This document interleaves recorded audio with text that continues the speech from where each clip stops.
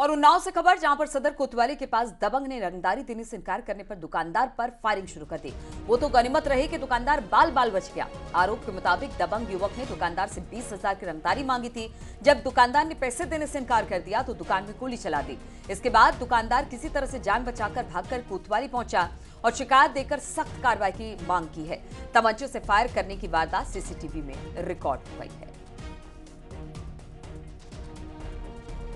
तो तस्वीरें आप देख रहे हैं किस तरह से दबंग दुकान में घुसा है। रंगदारी मांग रहा था दुकानदार से, लेकिन जब दुकानदार ने रंगदारी देने से इनकार कर दिया तो इस बदमाश ने उस पर फायरिंग कर दी। किसी तरह से अपनी जान बचाकर जो दुकानदार था वहां से भागा है, सीधे कोतवाली पहुंचा है और इससे लेकर उसने पुलिस में शिकायत दर्ज करवाई है। बातचीत करने के लिए अनुज गुप्ता इस वक्त हमारे साथ जुड़ गए हैं। अनुज, ये पूरा मामला है क्या? कहां पर यह दुकान है? क्या अब तक बदमाशों की कोई धरपकड़ हो पाई है जिसने गोली चलाई? जी बिल्कुल, आपको बता दें कि उन्नाव सदर कोतवाली के से 200 मीटर दूरी का ये मामला है, जहां पर एक दबंग आता है और वो रंगदारी की मांग करता है। जब दुकानदार उससे इनकार करता है तो उस पर फायरिंग करता है, जिसकी तस्वीरें सीसीटीवी में कैद हो जाती है। जिसकी जो पीड़ित व्यापारी था उसने तुरंत कोतवाली में जाकर इसकी तहरीर दी है। फिलहाल अभी तक कोई गिरफ्तारी की पुष्टि नहीं की गई है, ना ही उसकी शिनाख्त की गई है।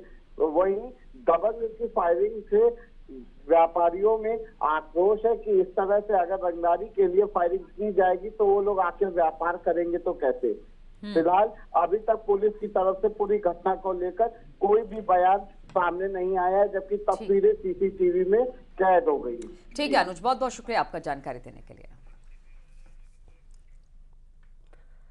मथुरा में लव जिहाद का मामला फिर से सामने आया है। आरोप के मुताबिक साजिद हिंदू महिला को अपने प्रेम जाल में फंसाकर उसका शोषण कर रहा था। आरोपी के बड़े भाई साबिर ने मथुरा शहर कोतवाली पुलिस और हिंदूवादी संगठनों को इसकी जानकारी दी, जिसके बाद हिंदूवादी संगठन के कार्यकर्ताओं ने कोतवाली का घेराव कर इस पर एतराज जताया। साबिर की पत्नी नजराना ने आरोपी साजिद के खिलाफ कोतवाली में शिकायत दर्ज कराई। आरोपी साजिद और हिंदू महिला को पूछताछ के लिए हिरासत में ले लिया गया है। जिस मुस्लिम पक्ष के घर में इस महिला को रखा गया था, वही पक्ष हमारे पास हमें ये सूचित किया था कि भैया हमारे यहाँ पर एक हमारा देवर है। उनकी भाभी के द्वारा हमें सूचना दी गई कि हमारा एक देवर है जो हमारे घर में एक हिंदू धर्म की महिला को अवैध रूप से लेके आ गया है। तो कहीं ना कहीं उन्हें डर इस बात का सता रहा था कि कहीं ना कहीं शहर की फिजा खराब ना हो, या कहीं ना कहीं एक जो भाईचारा दिखाया जाता है वो खराब ना हो, और स्वयं उनको भी कहीं ना कहीं इस चीज की डर महसूस हो रहा था कि कहीं इनकी वजह से हम परेशानी में ना आ जाए। तो जब इसकी सूचना लगी तो तुरंत ही फिर देरी ना करते हुए हमारे द्वारा कोतवाली एसएचओ साहब रवि त्यागी जी को इसकी सूचना दी गई। सूचना देने के बाद जब उन्होंने हमारे साथ क्राइम इंस्पेक्टर चौहान जी और हमारी टीम के साथ ज्वाइंट ऑपरेशन करते हुए उनकी सकुशल बरामदगी की गई है घर के अंदर में। के लिए नितिन गौतम हमारे सहयोगी जुड़ गए हैं फोन लाइन पर। नितिन, अभी तक क्या एक्शन मामले को लेकर हुआ है और अभी क्या ताजा अपडेट? जी देखिए, हम अपने दर्शकों को बताना चाहेंगे कि जो साबिर था, जिसने एक महिला को, उसका जो बड़ा भाई है, इसने एक आपत्ति जताई थी और जिसके चलते जो दिल्ली में ये रहता था तब एक हिंदू महिला को अपने साथ ले आया था। क्योंकि लगातार जिस तरीके से प्रदेश में कानून व्यवस्था देखी जा रही है और जो धर्मांतरण का मामला है उसको लेकर जो सख्ती बरती जा रही है, उसी को चलते जो युवक था उसके परिवारजनों ने खुद पुलिस को और जो हिंदुवादी संगठन है उनको सूचना दी, जिसके आधार पर कार्रवाई की।